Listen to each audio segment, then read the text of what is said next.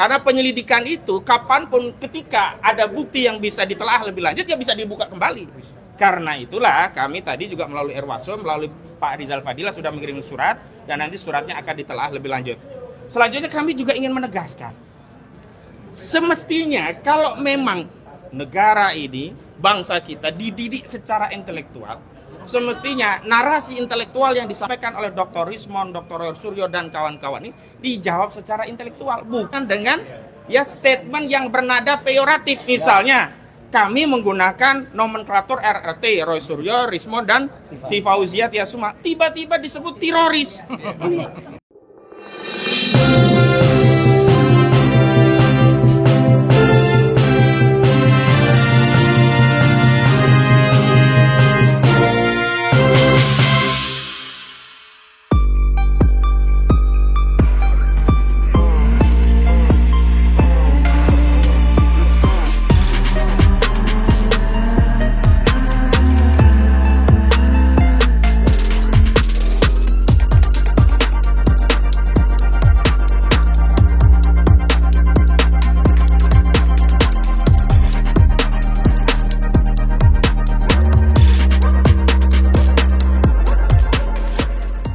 Kepada Presiden Republik Indonesia untuk terlibat dalam kemelut kasus ijazah palsu Saudara Joko Widodo, termasuk kasus ijazah SMA Saudara Gibran Raka Buming Raka. Dan kemudian pada tanggal 2 Oktober 2025 yang lalu kita ketahui kubu Joko Widodo yang juga mencatut nama pendukung Prabowo Gibran dengan pro Jokowi, juga Jokowi Mania, mengadakan konferensi pers yang salah satu tuntutannya adalah menuntut klien kami Pak Roy Suryo dan yang lainnya untuk segera ditetapkan menjadi tersangka.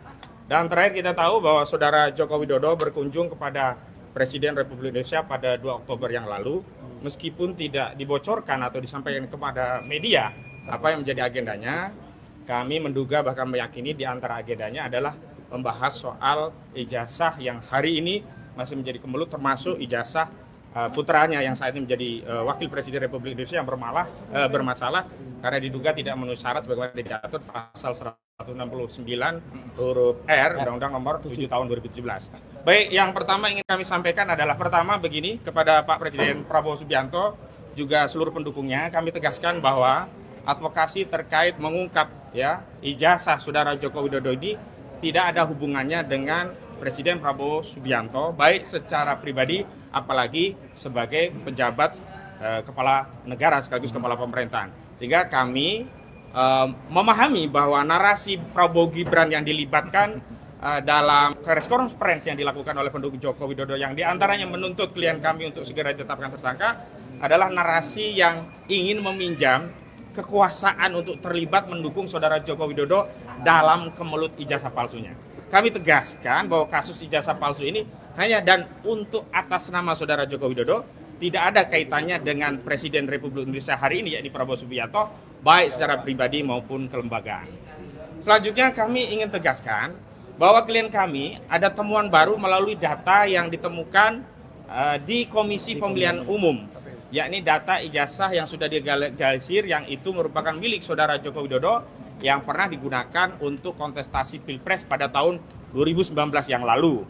Nah, data ini mengkonfirmasi bahwa objek penelitian klien kami, baik yang menggunakan ahli digital forensik yakni Saudara Roy Rismond Sianipar, Dr. Rismond Sianipar, juga menggunakan pendekatan telematika dengan error level analisisnya Bapak Roy Suryo, itu mengkonfirmasi bahwa objeknya sama, dan karena objeknya sama maka kesimpulan yang sudah disampaikan kepada publik yakni 99% ijazah itu palsu atau dengan nomenklatur yang lain Dr. Rismond Sianipar menyebut ini 11.000 triliun persen palsu, makin kuat karena selama ini kan yang menjadi soal adalah Saudara Joko Widodo tidak pernah mau menunjukkan ijazahnya.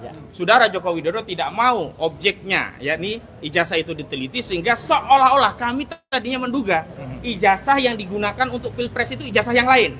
Maksudnya adalah ijazah yang tidak ada gambar kacamatanya. Tapi dengan penemuan dari Bonatua Silalai bersama Pak Roy Suryo itu mengkonfirmasi bahwa objek yang diteliti itu sama. Walaupun kami tidak menggunakan istilah identik lah. Biar identik itu kewenangan dari Bareskrim, tapi objeknya sama. Sehingga kalau objeknya sama, kesimpulannya juga sama, maka ijazah ini jelas palsu, baik dengan pendekatan 99% dengan ELA maupun 11.000 triliun dengan analisis digital forensik. Yang kedua, kalau ijazah ini ternyata nantinya palsu, maka tuntutan kepada Polda itu bukan menaikkan status Pak Roy Suryo dan kawan-kawan menjadi tersangka. Justru konstruksi hukumnya, ya, tuduhan pencemaran nama baik 310 KUHP dan juga tuduhan fitnah 311 KUHP yang dianggap ya itu terjadi karena objek ijazahnya itu disebut palsu, itu gugur atau harus dihentikan, atau bahasa hukumnya di SP3. Jadi penyidik Polda semestinya justru wajib menerbitkan SP3, surat pemberitahuan pemberhentian penyidikan begitu. Sehingga apa, kasus ijazah palsu yang dilaporkan sebagai pencemaran oleh saudara Joko Widodo itu dihentikan di Polda. Dan hari ini justru kami datang ke Bareskrim, tadi juga sudah ada surat yang diserahkan melalui Euraso. Itu apa? Ini adalah temuan yang harusnya membuka kembali kasus dugaan palsu 263 KUHP yang sebelumnya sudah dilaporkan namun dihentikan proses penyelidikan. Tapi yang paling penting adalah nomenklatur penghentian penyelidikan itu bukan nomenklatur yang menjadi kewenangan penyidik, karena penyidik sebenarnya tidak punya kewenangan untuk menghentikan dalam bentuk surat keputusan seperti SP3. Karena penyelidikan itu kapanpun ketika ada bukti yang bisa ditelaah lebih lanjut ya bisa dibuka kembali. Karena itulah kami tadi juga melalui Erwaso, melalui Pak Rizal Fadila sudah mengirim surat dan nanti suratnya akan ditelaah lebih lanjut.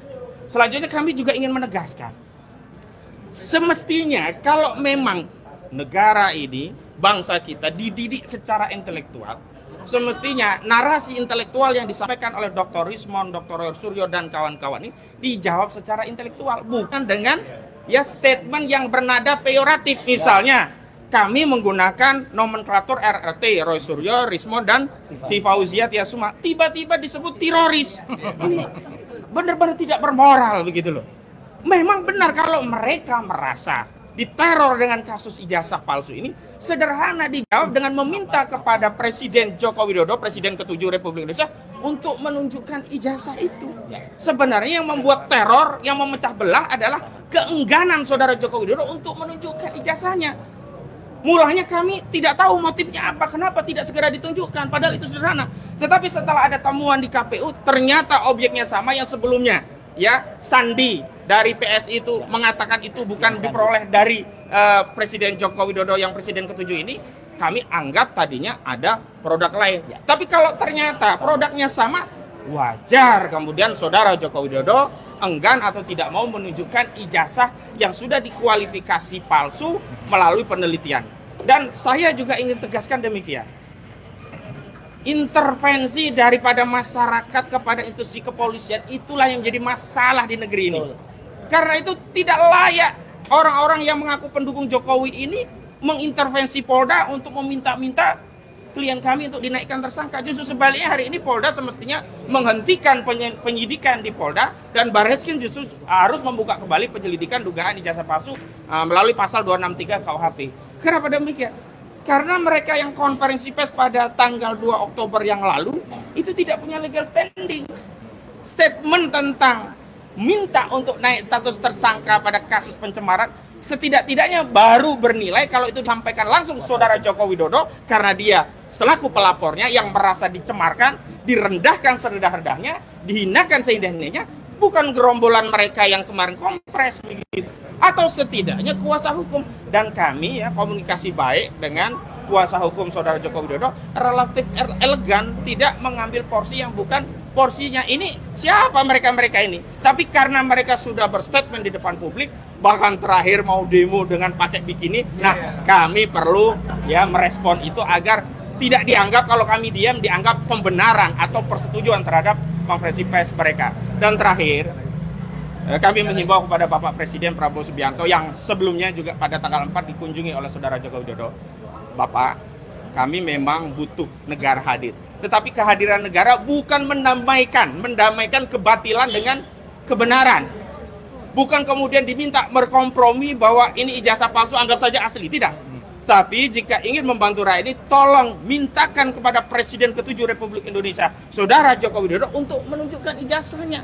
Kalau memang ijazah itu asli, maka polemik ini bisa segera diakhiri dan warga negara ini bisa kembali rukun. Tapi problemnya adalah jangan sampai hasil penelitian yang punya kajian, punya basis saintis ini kemudian dipaksa berkompromi untuk menerima bahwa ijazah yang palsu itu dianggap asli dan diminta kita menghentikan perdebatan ini. Ya nggak mau, kita nggak terima. Karena Pak Roy Suryo dan Pak Rismond pun sudah komitmen bertanggung jawab penuh dengan hasil kajiannya. Terakhir kami informasikan, bahkan Saudara Rismond Sianipar Hasiolan meminta agar penyidik Polda Metro Jaya meneruskan pesan kepada pelapor, yakni Saudara Joko Widodo, jangan cabut laporannya. Karena effort yang sudah dikeluarkan untuk meneliti ijazah dan kemudian sampai pada kesimpulan ijazah itu palsu, jangan sampai dihentikan, tidak sampai ke pengadilan. Tetapi kami sebagai kuasa hukum, harusnya penelitian itu diproses melalui proses yang ada di Barreskrim dan tetap masuk ke pengadilan. Itu dari saya selaku koordinator. Selanjutnya kami minta Bang Rizal Fadilah untuk menyampaikan surat yang baru saja disampaikan ke Iwasum.